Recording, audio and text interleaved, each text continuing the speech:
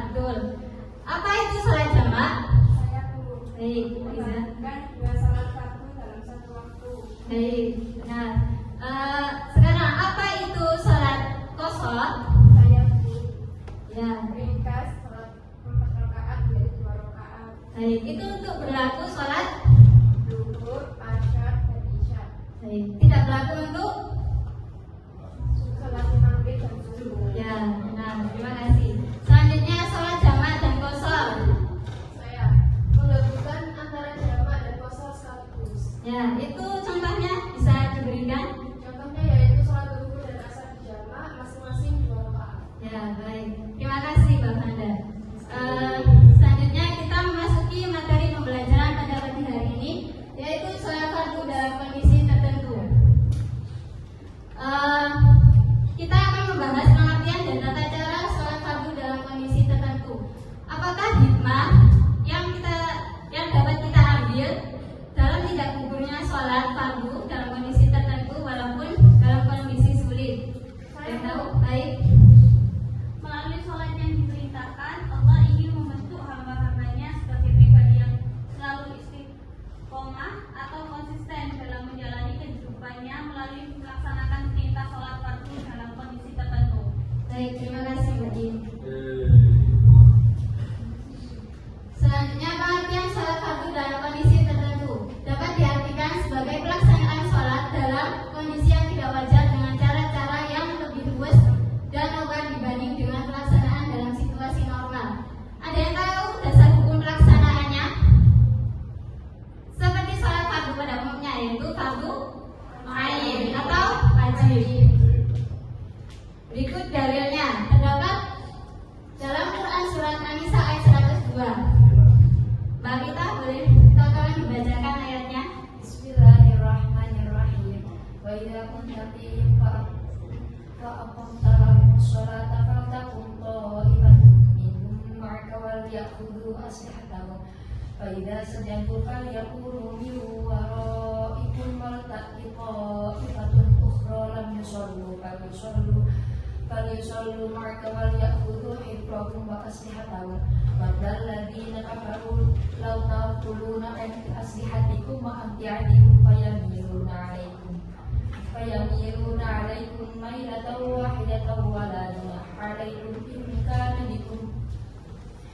kana bikum adam min qamarin aw kuntum marda an tabawu aslihatakum wa khudhu hidrakum innallaha 'adal kafirina 'adzaban muhina.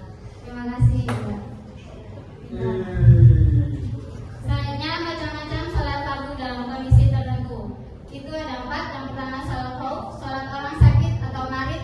Yang ketiga sholat musafir atau dalam perjalanan. Yang keempat sholat dalam kondisi yang tidak pasti. Ada yang tahu sholat khauf itu apa? Tidak ada. Sholat khauf merupakan sholat fardu yang dilaksanakan di tengah munculnya kekhawatiran atau ketakutan, seperti contohnya sholat perang. Ya.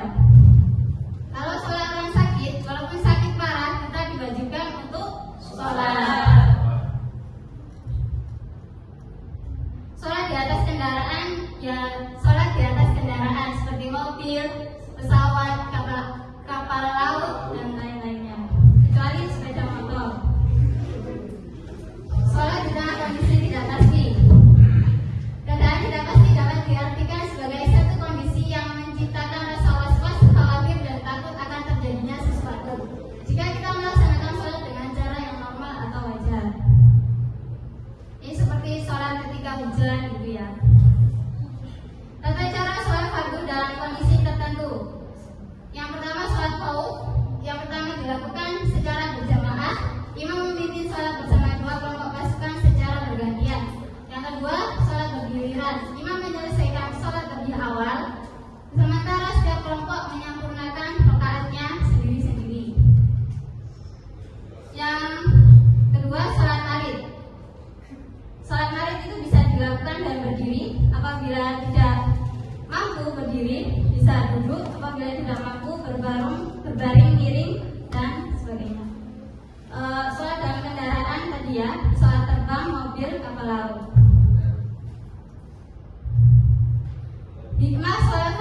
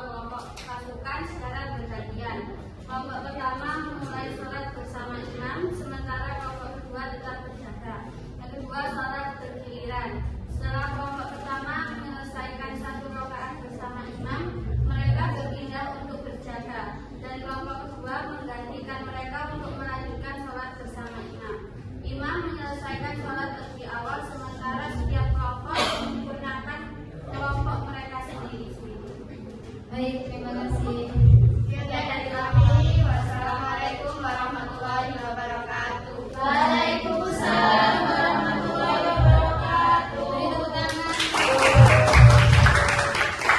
Mengadakan kuis, kalian boleh scan barcode-nya 5 menit. Ada yang bisa menyimpulkan pembelajaran pada pagi hari ini? Baik, silakan. Bisa memberikan keringanan dalam pelaksanaan sholat fardu sesuai dengan kondisi dan kemampuan individual. Prinsip utama adalah yang pertama niat dan ikhlas, yang kedua melaksanakan sesuai kemampuan, yang ketiga tidak memberatkan diri sendiri. Nah, baik, terima kasih. Jadi, walaupun kita dalam kondisi sulit atau sakit atau musafir, kita harus tetap melaksanakan sholat fardu karena sholat fardu hukumnya wajib.